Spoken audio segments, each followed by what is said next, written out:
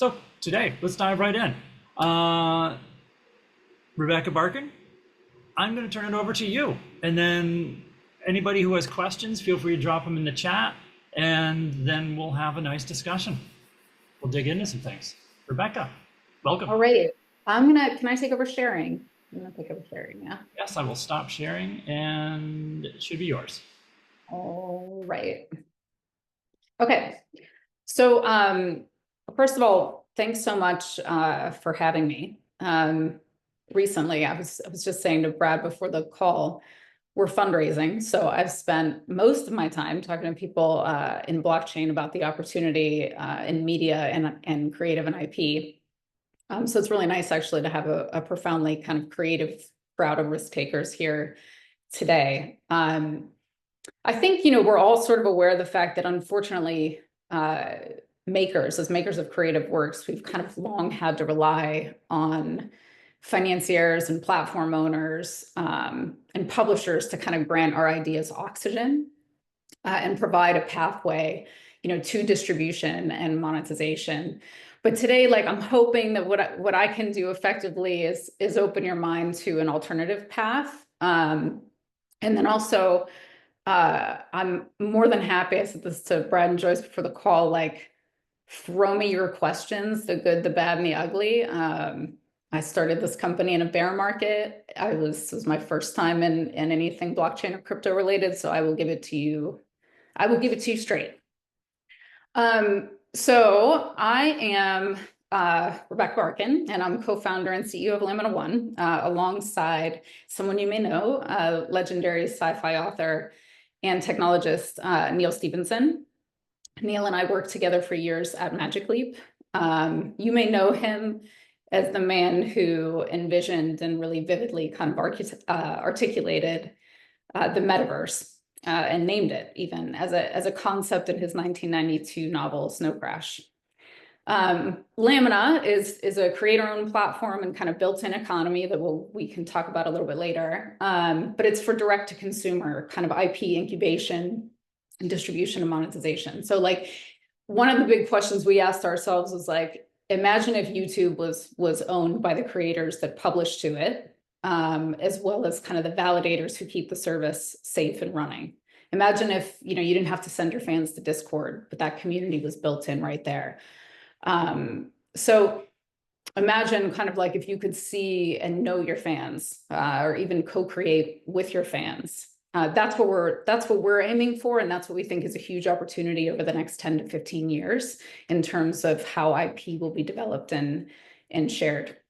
I started my career in music. I was in the music business just as we were kind of getting our asses handed to us by a bunch of young hackers. Then I moved into film just in time for, got both of those industries were being simultaneously wrecked and rebuilt by new technologies, right? And this kind of the oft anonymous anarchists that were behind them.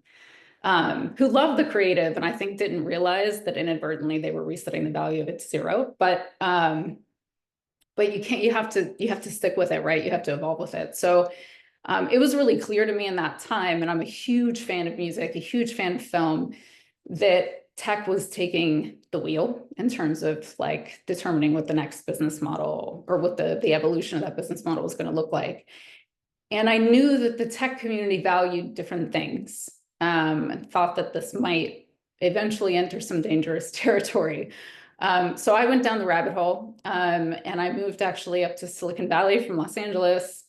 I went really deep on the kind of technologies that I thought were going to inform the future of entertainment. And now I guess at this point I've spent, oh God, over 20 years leading creative and technical teams at some of the world's most ambitious kind of experiential projects. And I know some of the people that I've worked with in the past are on the call, have been in the trenches with me there. But the one you see here on the bottom right is the Mukaab. That's a big Saudi project that I'm fortunate to be an advisor on, 400,000 cubic meters of, I think it's 16K LED.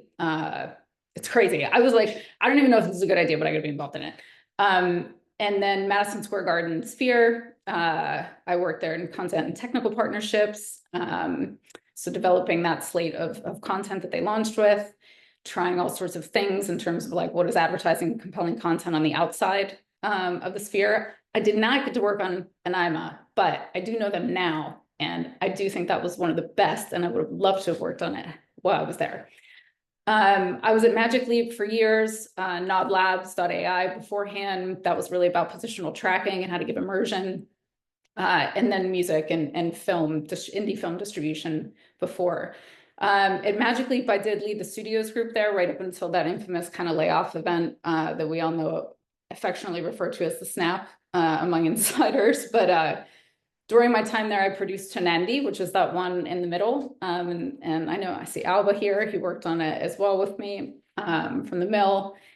Tonandi, God, we were a small and scrappy, but a really, really brilliant dev team. Tonandi means sound spirit in Icelandic. And it was an interactive audiovisual experience developed collaboratively with the band Sigur Rós, which is one of my all-time favorite bands as well. 1,200 original stems we created in that, and procedural graphics. It was like a total blast. When Peggy Johnson came on at Magic Leap, I crossed the chasm from consumer over to LBX, like Tonandi and Olympics multiplayer projects, kind of moved over to refactoring the operating system for enterprise, as well as the brand. And then, like I said, at Sphere, drove content technical partnerships on the studio side. And, we worked with Darren Aronofsky and all these sort of great talents to reimagine their concepts as immersive and 4D content. I was there when Neal called me about Lamina1. And he was actually on tour. He was on book tour for Termination Shock at the time. And I remember him saying, I was like, how's it going? And he was like, well, I figure I could keep traveling around the world and people keep asking me, like, did Mark Zuckerberg ever talk to me about renaming the company Meta? Which if you know Neal, like, that vision of horizons and whatnot, it's like, it couldn't be more antithetical to what he was hoping for. But he was like, look, I feel like the tech stack is finally maturing to be able to give creators a lot more autonomy. And it's something he's always been super passionate about.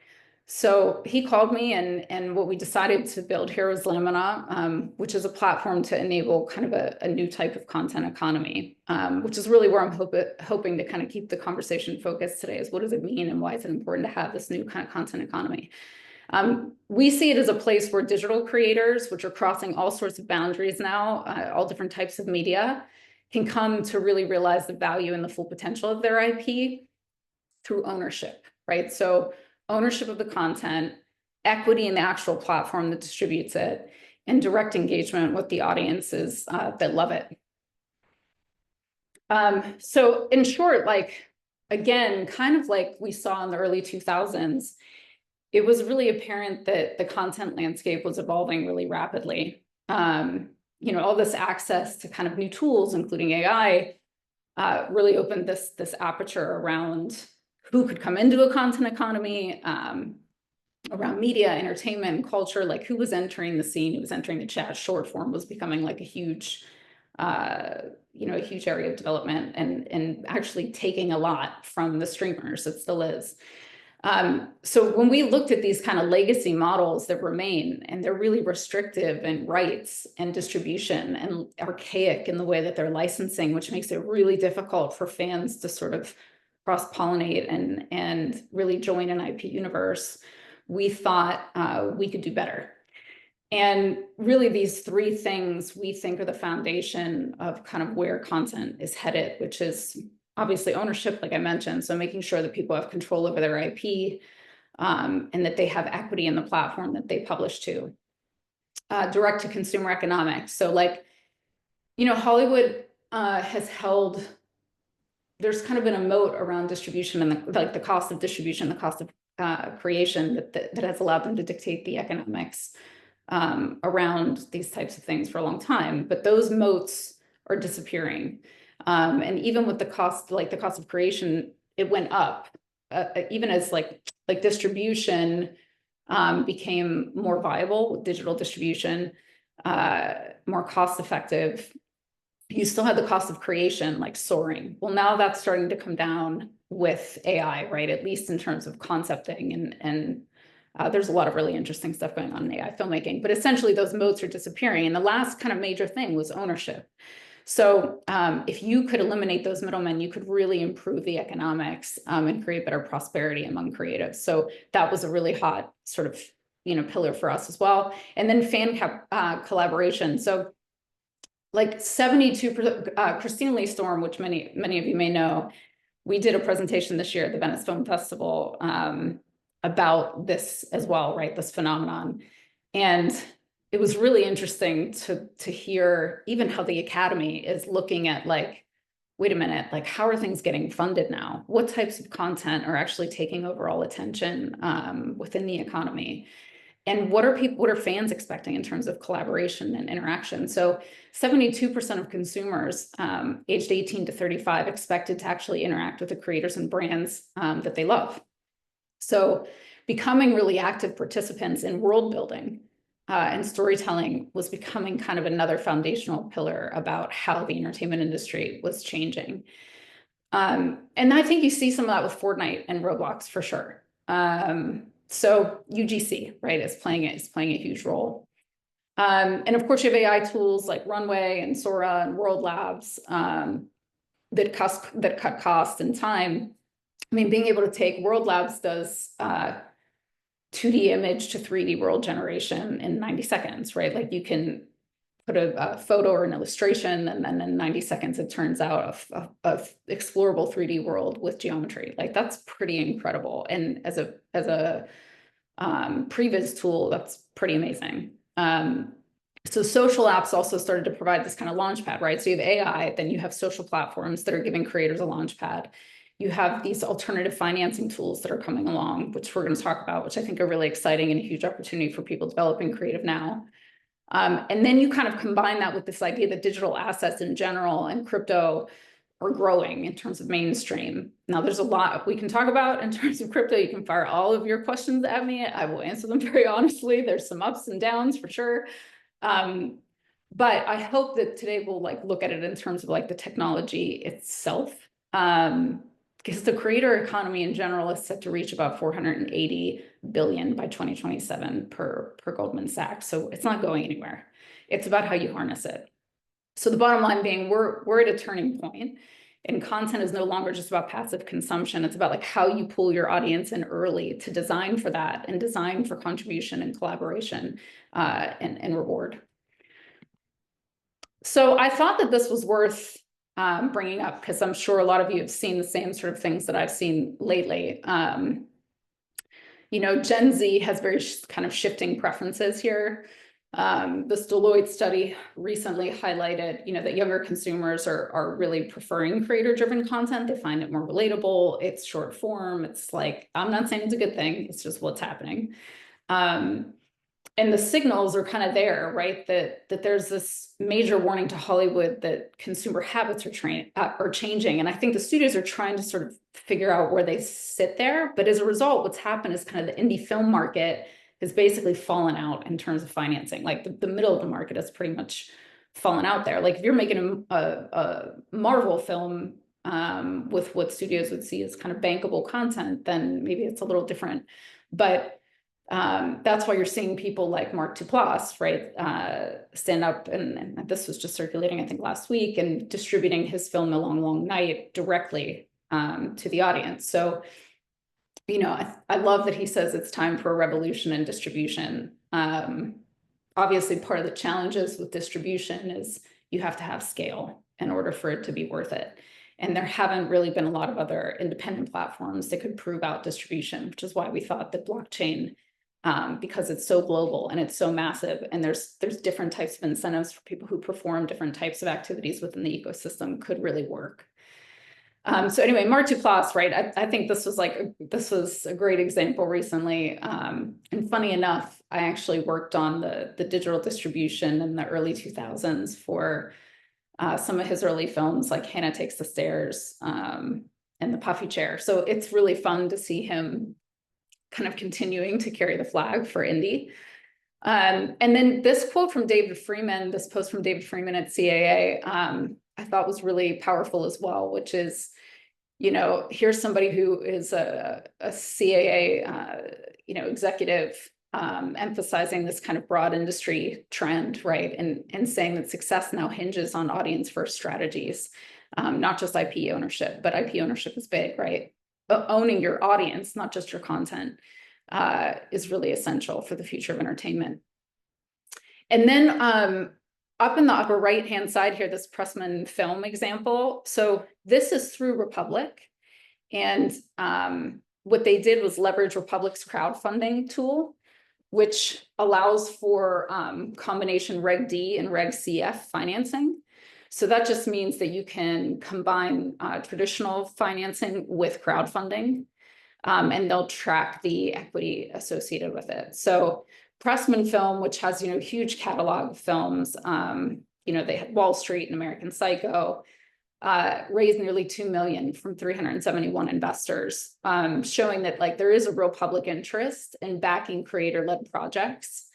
And what I think is really interesting here too is that a lot of that investment came in the kind of, there's a bunch of different thresholds that for investors, it's like, I think from $200 all the way to maybe 10,000, if I remember correctly. Most of them were in the $200 category, which is a really great sign that like, who are those people? Those are fans. Like those are fans who are really interested in access and kind of token gated content or behind the scenes stuff, access to things that others wouldn't have. So that equity play is working and it's important. And Robert Rodriguez actually just put up his own campaign on Republic as well, and is currently raising for his new slate. This was Pressman raised this initial 2 million, I think in 60 days for creative development. So this 2 million is set to be used for creative development of a new slate. So this is like, this is Neal. I don't know if you guys know him, but I'm so fortunate to work with him. He's one of the most high integrity individuals I've ever worked with. And he's more than really, than just kind of this, renowned, one of the most renowned authors of our time. He's like a cultural architect. And his novels have anticipated, some of the most transformative technological trends in recent history. Most of you are probably familiar with Snow Crash. That was like metaverse, AR, gaming, VR. But first and foremost, it was a cautionary tale of corporate greed and late stage kind of capitalism, and what happens when that runs afoul. Diamond Age was about personalized AI. I mean, these were written in the 90s, which is pretty amazing. Cryptonomicon saw foretold the rise of digital currencies, which is, among us as well. And a few of these are actually in development for theatrical and interactive as well.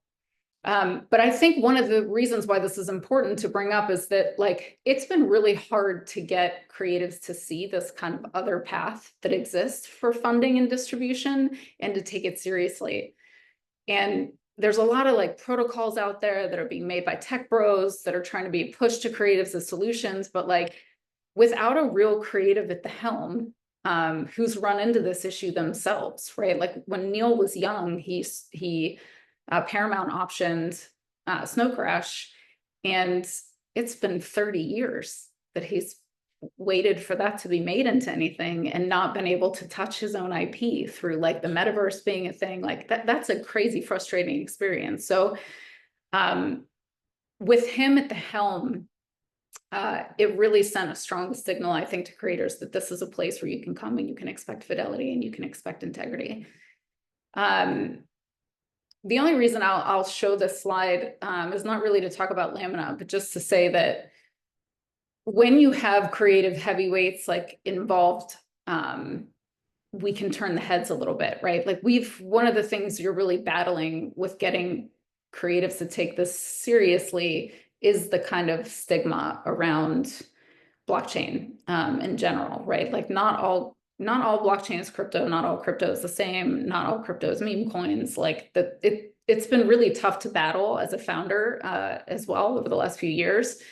But when you can get coverage from Variety and Wired, you kind of cross over, and it allows these two different things to work in our favor, right? Which is, one, creatives they get to see this as a place where they can do their best work and they can grow and they can have greater prosperity. And two, we need the traditional industry to get nervous, right? And to start thinking a bit differently about creator equity. And so it helps us kind of get on the radar in that way and stoke a little bit. And I think one of the things that's interesting, and this is why it's like, if you're an IP holder, you're probably creating across a bunch of different mediums. Like, you're not just making one thing. It's probably not just a game you're making. Like, maybe you've written a book, or maybe you've done, how does someone find your like collection of work and be able to advocate on your behalf and spread that word? And how are they incentivized to do so? You may find that over the course of that, you find people within your community that rise up and become some of the greatest ambassadors for you, and spokespeople for you that you could ever have imagined, right? So we want to make sure that we're able to get across that the industry is changing, that this is a place you can trust, and that this is a place where, like, if you're sort of multimedia, you can see that kind of fluid swimming of your audience and continuity in that data to enable you to grow your community.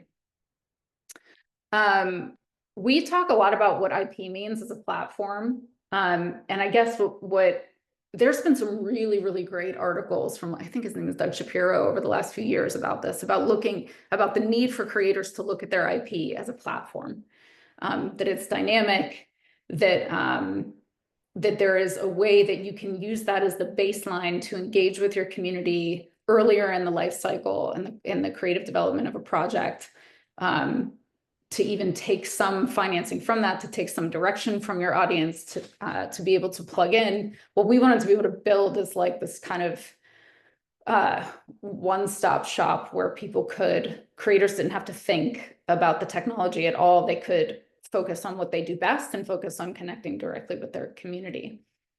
And just to like give you a sense for why we think this could work, or a couple of like, highlights around it. Again, it's not a pitch, but I think the pitch piece, not even specific to Lamina, like go find whatever platform you want, but the point is just to show that you can scale. Like, the ability to scale in this type of arena is one of the most attractive features, right? So like, we just launched in November, that 631,000 includes like an acquisition that we made in Korea. But in terms of like commitment from the crowd, we have a largely creator crowd. They are Web2 based. Like, this isn't really about, this isn't a hardcore crypto community that's coming in to wipe out value. And we're seeing like massive amounts of transactions just as we start to build out the ecosystem. We're seeing people building their own smart contracts. Like, this is like, I was even a little floored by it, that in the decentralized world, you could get a global community of people who care about the mission or who care about a creative project or outcome to actually help you build it.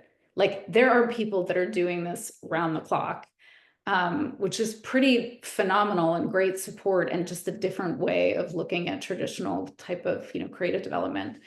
I'm not going to spend too long on here.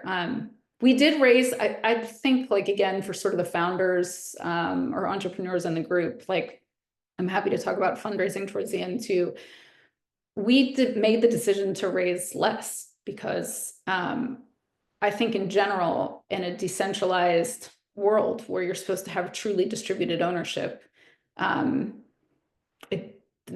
can kind of work against you in that sense. And, we'll see how MicroStrategy plays out with Bitcoin and all that stuff, but we wanted to raise less and keep the focus on how we get the creative community to stabilize and be able to use the tools that we've created to actually fund production and development. And I don't know if so I have no idea how familiar this crowd is with blockchain, or like if you guys have played around with it at all. But the reason why I put this slide together is that this is a public explorer. So like, this is like a transaction indexer from Avalanche. It's their subnet explorer. the reason why I think this is really influential and important to this crowd in terms of understanding why blockchain is related to creative and how it gives you leverage is that like you can see exactly at any time on a public dashboard the kind of influence that you're having on a platform. That is not the case today with streaming or with most gaming platforms that we're looking to for funding for VR projects and AR projects. Like you're missing that connection with like, how influential was my game or my project in bringing people into a new ecosystem? And am I getting rewarded properly for that?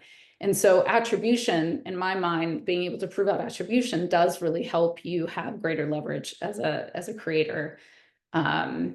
Who eventually maybe does go get traditional distribution, but you want to go into that conversation having retained some of your rights and having direct connection with your audience so you can kind of argue for better terms. And this is just, kind of, Brad had asked me at the start of the call, like, how do we get people in, like in a way that isn't, intimidating or doesn't feel really complex and fragmented and difficult? And so that was sort of the approach that we took in laying out the different sort of features, at least of Lamina, right? Which was like, we need a hub, which is a home base, which is very, very, very like sort of Web 2 style onboarding. You need a home base for managing your assets. You need some access to content discovery and rights. You should be able to set your rights and your royalty splits. That should be enforceable by a legal framework that underpins it. Spaces, which we haven't rolled out yet, so you guys are kind of getting a sneak peek of it, is an IP-specific fan community where you can have, premium AI features and token-gated content and all that sort of stuff. And then the staking and governance side of it, which those may seem like fairly unfamiliar terms to some people, what that actually represents is there's two boards there. And you can think about this within the context of your own sort of how you've gone and gotten grants before for creative work. So we actually have a community, we haven't rolled out the OMAC yet, which is the Arts Council, but that's a community elected board that allows you as a member of the community to be able to vote on creative projects you want to fund, like using the treasury, and to be able to have a lot of influence in the community and make sure that the artist economics are keeping up with sort of the broader macro and microeconomics that are affecting maybe the token itself. And this is just sort of a little bit more about spaces, which ties to collaborative world building, which we're going to get into in a second. But I think the reason for something like spaces and for a new kind of platform that needs to exist to support this is that the super fan itself, like as the world gets more and more global and we're inundated with information, what the trend that's happening is people are getting more and more and more niche. And so they're going to very specific, like sort of smaller communities to take in information because it's so hard to digest. And so the super fan becomes really, really valuable within those communities. One of the other things that we're seeing, which is kind of a disturbing trend, is that content, music and film, even scripted television series, are becoming more and more and more similar. Because when we run in a world that is algorithmically driven and tech companies are driving decisions about what creative gets made, they are built for optimization. They have a different line of incentives than we do when we come up with an idea and we want to bring an immersive experience or a location-based experience or a game to somebody. They like Apple is looking at very different metrics to support the overall company, right? They want to keep you in a hardware and a software buying cycle. That's very different than a film director who has something to say to the world. So I think we're trying, part of the reason for this sort of sense of urgency around this is to be able to provide an environment that is more aligned with creative incentives than it is with the tech industry, because they are designed, especially with AI, to drive towards optimization of costs, optimization of like production processes, right? So what you start to see, and you're seeing this in music for sure, is that even the rhythms and like the chords of music are starting to just become the same. And when you look at like Netflix series, right? initially they started with this kind of set of, indie darlings and critical darlings, but like you're starting to see the same series be made just maybe with like a different kind of racial take, but it's the same kind of content over and over again because they know exactly what to expect in terms of engagement. And I think for a creative community, that's kind of a scary, daunting kind of path to head down. As we talk about world building, so this is like, I think this is super exciting. It's really the whole reason why I'm here. So like, there is very, very, very little funding, especially in the US, for developing creative content. And the days of like $75 million investment in a game that's going to take 3 years to produce are like pretty much gone. So creatives need to find a way to like exist on the platforms that matter and also to engage early and be interactive and to tell the stories they love with quality. I mean, it's a lot, right? It's a pretty big burden. But when we thought about, and we thought about this a lot at Magic Leap too, is like, why do you choose one type of medium versus another to bring a piece of content to it? Like, what is it that's native about that medium that makes it the best place to do the thing that you want to do or to tell the story you want to tell? And Web3 has like really failed at bringing high quality content and experiences in. We can talk about that at length. They have been funded, some of them to high heaven. The NFT community, the sort of TradFi community, the trading people come in and they wipe out the games community. And people come to games for very different reasons. Like those communities become very successful because people come for stress relief. They come to have, conversation within a community. They don't come for an economic engine. Like it's not gambling. And when you combine those two things, I think someone thought that would be a great idea because of how sort of rabid the games community can be around certain franchise titles, but it really was not the case. So Web3 sort of failed a lot in this category. And when we were thinking about how to bring Neal's IP to life, not only did we have to do it in a really scrappy way, because of financing in general, but we wanted to challenge the status quo so that we could show creatives like a new kind of blueprint for digital world building and participatory kind of world building. So Artifact is that. We announced it in Variety a while ago. And this is original from Neal and from What a Workshop we've worked with as well on it, and a few stellar game designers that we met, that I met in Argentina. And this is really meant to be like a blueprint for world building. So like, it's more than a game. It's kind of like a self-expanding immersive adventure and universe that is powered by creators and their communities. So we worked with Neo and game designers and concept artists to really develop this kind of narrative that's like scaffolding versus a game with like very concrete sort of like mechanics and pathing and levels and completion. And that story is like, really what Neal did was drop like a seed. And then we kind of took it from there, right? So in this fractured digital future, 4 artifacts emerge as seeds of rebellion. And that unlocks these kind of hints of this like tribal old world, cryptographic secrets, it stokes competition. And that the way that we structured the project was to be phased. It's in phases, it's in 4 phases. And because we wanted to prove out that as a creator with relatively little capital, instead of having to wait to raise a full 5 million or 10 million to be able to accomplish your vision, what happens if you, and I know that this like is a hard sell, but things are changing, right? What happens if you get a tranche of cash? How do you start building community early on and get them involved in the story early on? Because that helps you as you go to I mean, theoretically, it helps you if it's really performant, in raising more capital down the road. So it's phased not only for like cost efficiency, but to be responsive to activity and feedback from the community. And then, it enables us to kind of demonstrate new features and partners that come on board as it rolls out. There's a couple of principles there to talk about in terms of like when we were putting this together and we were looking at some of the other projects and the experience design of those projects, the ones that have failed, like what were kind of the principles we held dear to make sure that this was an interesting path and an interesting way to develop a project. So I'd say like you need building lore in a community first way allows you to kind of blend this creative vision and social design, so like social mechanisms.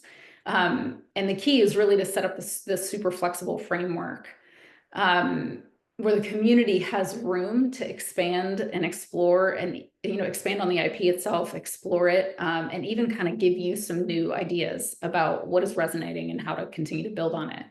There are a couple of things you need to have in place to do that. And figuring out just what is enough scaffolding to keep it interesting and to keep people moving in the right direction. This is a big experiment for sure. Like Dungeons and Dragons nailed it, but like, this is like a whole new kind of ball game for us. So, but what we determined is those core principles is like, obviously you have to have a core premise, right? And that's that seed that came from Neal. You don't want to over explain it. You want to give some room. You need some core structure. We think like 3 anchors is pretty good. If you can get to like maybe a power structure, a catalyst, and a conflict, that's usually enough to kind of get started. Contribution and co-creation are really important aspects. So can you design the experience, creating space for meaningful contribution and community engagement up front? There's a couple good examples of this. One that we haven't, I was hoping we had announced it, because they're great creators and they're Emmy award-winning creators, and they could tell you why they chose to go this kind of alternative path. But they're building directly into the whole premise of an animated series, the ability for the audience to interact with that character. The character's kind of a bit of a vagabond, so like, the community can get involved in where he goes next and what that storyline looks like and what's occurring at a local level. So there's ways for the community to like really early on establish a bond with that character and help determine locations and that sort of thing. That's what you want to create. You want to find some meaningful ways for people to interact. Like money and reward incentives is just like not enough. Competition is really important. So like in our scenario, it's why is one relic evolving faster than the other? Like why is this 3D NFT like evolving and becoming more dynamic faster than maybe another one of the tribe's relics? They're like 4 in the beginning. Why is that one evolving faster? What are they doing? And a big part of that, the way it's designed, is for community interaction. So like the more the community around this relic, who gets this relic at the outset, is interacting with it, the more it evolves and the more they sort of reach the next level together. And the other sort of groups need to figure out, they're holding that other relic, like why is this one evolving faster than the other? So creating some sense of competition based on the level of interaction that a tribe or a community, or we call them files, has with a particular object is really important. And then giving like people some templates, right, with guardrails to be able to participate and co-create is really helpful. You're going to get a lot of shit. That's the truth. Like with all the AI stuff, you're going to get a lot that kind of desensitizes everybody to this. Even now, it's like there's a style. There's like an AI style you can see, right? And even if it's beautiful, you're still sort of putting a label on it, like, oh, that's AI generated. I know what that looks like. I know what AI looks like. Those are getting better, but I still think like in terms of getting the creator community in earlier, you're going to want to give them some no-code templates to be able to play. And we also want to make sure we give people the rights. And this was a big creator question early on, was how do we respect AI rights and the shaping of the model itself? I'm sure many of you saw the OpenAI thing, right? The Studio Ghibli, like basically everybody's doing memes that are mimicking a style from a studio that is like pretty beloved. And like, where's the copyright infringement line there? And can we at least give people optionality? If they're going to comb the whole internet and take your creative material, which they're constantly trying to convince you is worth nothing, while they scrape it from the internet, what are your rights within that, right? Like I personally am super tired of being having the tech industry try to convince us that that the creative is worth nothing while they monetize the hell out of it, while they steal it and monetize it. Like that just, it's like a huge sort of cognitive dissonance issue. So anyway, that's a core premise. You need to structure with these kind of three anchors, I think: contribution and co-creation. You want to carve out space for people to participate in the IP. Of course, you need canon, but it needs to be sort of emergent. Some mystery and scarcity is really important. So invite questions and inspire competition in solving for those questions. But the community really should be able to fill some of those gaps on their own. And you, as the creator, should be able to react to that in later phases. And it's, you know, there's a tendency, I think, as a storyteller to like know where you want people to end up or what you want people to think in the end or take from a story in the end, but letting like myths and bias and contradictions breathe a bit is actually pretty good for the IP because it gets your community really involved in the conversation around it. And then rewards are really critical. So you kind of have to build in a way where your best contributors are able to rise up into more senior positions within the hierarchy of the universe that you're building, right? Like they have to be able to see a role for themselves. In our case, if there are these 4 relics and they're associated with these 4 tribes, someone through their constant interaction or guiding the community, helping them solve the missing metadata and evolve that NFT should be able to rise up as like a tribal leader, right? And there are certain perks to that, whether that's through governance or even just, you know, rewards. Scarcity is a big aspect of rewards. And then, you know, creating something for spectators as well as like the gamers, right? So that's one of the ways that we found to sort of divide between the, you know, the Web3 issue. So I guess, you know, like what, well, I guess I don't know how much, again, anybody knows here about creator rewards, but when we talk about financing, alt financing of projects, what we really mean is like, who is actually giving out grants to creators that they can take that, they can liquidate it and they can use it to fund production.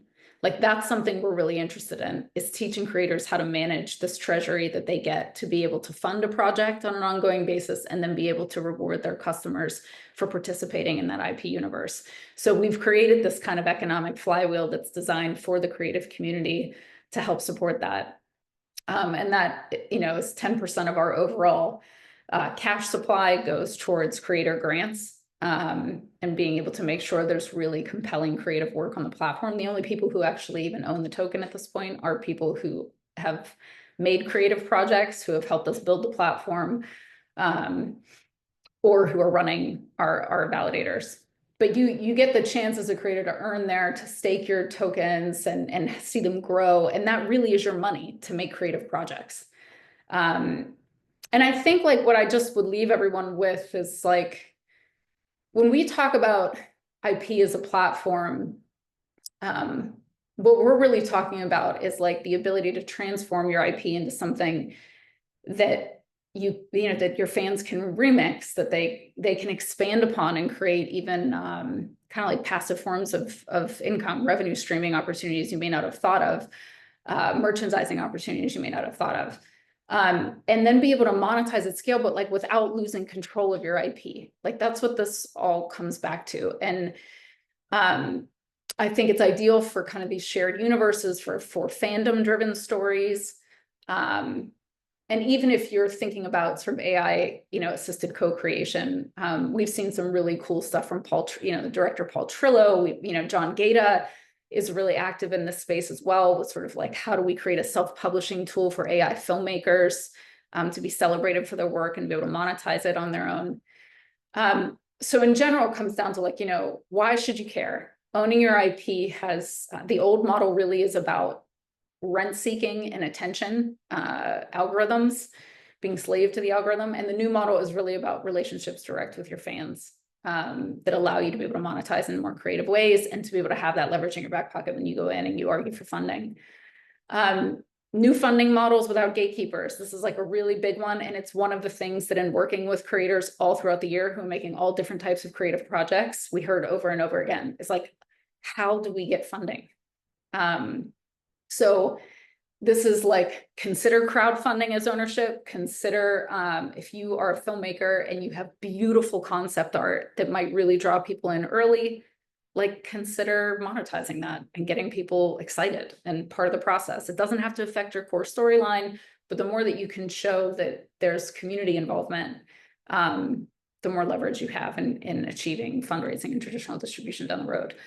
And I think like cross media is just the thing, right? Like the lines between one type of media format and another are just blurring completely. You know, games are being turned into TV shows, and you know, it goes back and forth. Like there's not this sort of clean division of creative projects anymore, and creators are kind of expected to be everywhere. So wouldn't you rather own your IP and have kind of a home base? And I think tracking and protecting your IP is really critical with AI in the mix. It's changing content creation, whether we like it or not. I hope most of the people on this call are playing with it in some way or another. But it's a great way of being able to, blockchain actually is a great way, no matter which one you use, I think story protocol and, you know, some of the others are in the mix kind of going after the same space as well. Like that is a great way to make sure that what you own. And how do you kind of prove what is truly yours? And when people make derivative works, how do you track that and ensure that there's like proper revenue streams against it and enforceable royalty payments? And then I think the last kind of thing is like, you know, this is like smart IP. It's just thinking about your IP in sort of a way from the ground up where it's programmable ownership, programmable levels of ownership. So it's no longer just a copyright, it's an ecosystem that you can build around your IP. You know, you can make this kind of remix, if you want to embrace remix culture, that can explode, but you still need to put in place really clear frameworks so the creators get a cut of their own derivative works, which they haven't historically. I think that's probably it. And I think I'd love to just like open up kind of questions and have more of a conversation around it. I don't know, Brad, if you kind of want to. That sounds great. And I love how you said, I think that's it. That was a flood of information. I'm going to be ruminating on this for the next few days. I have so many questions that I know we're not going to get through. I have one question, then I'm going to highlight a couple from the chat. My first question is sort of a kind of a twofer. Hearing everything that you've shared, what is the kind of support that somebody should plan for to succeed with Lamina? Like what kind of, say they're developing original content, they want to work with Lamina, they want to participate in the ecosystem. What skills and kind of support should they plan for to kind of work towards success? And like, how big does that team need to be? That kind of. Yeah. Actually, I'll just start with that half of the question. It's different for different types of projects. I know that that's a general answer, but it's true. Like, for example, in the animated series space, like short animated series, animation's had a really hard time getting funded. You can have small teams, but you still probably need a team of 10 or so to create a really high quality kind of pilot or episodic piece of content, right? Even if it's short form. If you are, we've had some that are indie game studios that are like 3 or 4 people, and they're able to like use all the tools and be able to release something, and it's like no big deal, right? You can use the Unity SDK or Unreal SDK, and you can just like plug, if you want to build it on blockchain, you can plug Lamina in there. That's just a selection you can make. But I think the biggest stumbling block for why creators are not willing to try non-traditional forms of distribution is around the funding. And sort of marketing, scaling marketing, right? Like this is sort of the thing that has allowed studios to kind of maintain a stranglehold, is that how as an individual creator do you make something you really love and then also be the marketer for it and scale the distribution and grow your own community? There are some really interesting developments. We just had a call with someone yesterday who's developing a protocol around these kind of distribution hubs for for marketing. So like, for example, on an international basis, you might have people in different regions that emerge as ambassadors for a project who are like regularly sharing your material and bringing new people to the community and saying like, I love this. This is one of my favorite creators. Like, you know, follow this. And then the algorithm, which is all open and transparent, that we'll have to have on our side for discovery.